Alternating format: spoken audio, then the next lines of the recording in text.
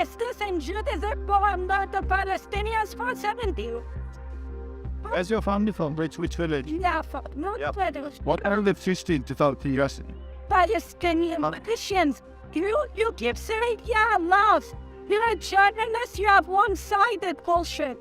I've had enough of your journalism. You want to say, show people what you're doing in Palestine. How many Christian Arabs live in Israel as Israeli citizens? We know. I don't care, it's a deadly state. There are hundreds of thousands of State. Are you willing to dialogue, or are you just interested? We read about the Christian house. So There's a Christian.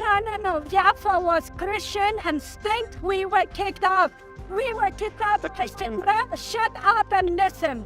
My grandmother was giving birth and she had to stay while my grandfather had to take the children out. So don't you ever tell me. One of the mistakes which some political analysts make is to think that their enemies should be our enemies. Colonel Gaddafi, Fidel Castro support our struggle to the hilt.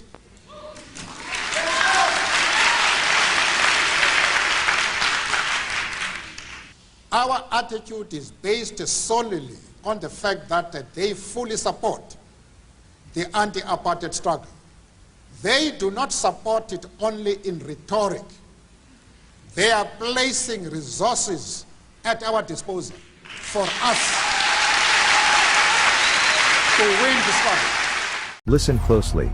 For the people who work numbers, I am giving you free advice that those of you who are holding dollars, you surely might go into losses. You better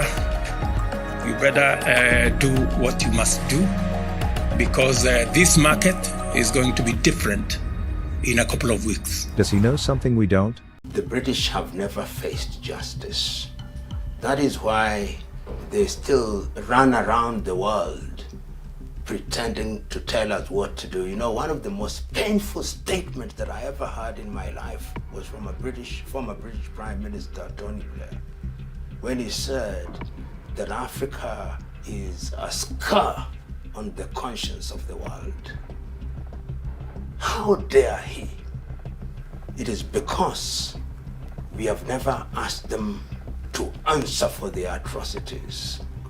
The day they do, they will know that we are truly angry. They have never. And that is why some of us are very serious about this whole idea of reparations and proper apology. They have never apologized. But you would welcome Vladimir Putin here right now? Of course we will welcome. A man who is being investigated for war crimes by the International Criminal Court. We will welcome him to come here as part and parcel of BRICS, but we know that we are constrained by the ICC. How many crimes have your country committed in Iraq? How many crimes have everyone else who's so vocal today committed in Iraq and Afghanistan? Have you arrested them? Tony Blair went to Iraq and claimed that they are weapons of mass destruction. Did we see anybody standing against that in the United Kingdom and Britain? Millions of people have died in Iraq and Afghanistan, and they are no weapons of mass destruction.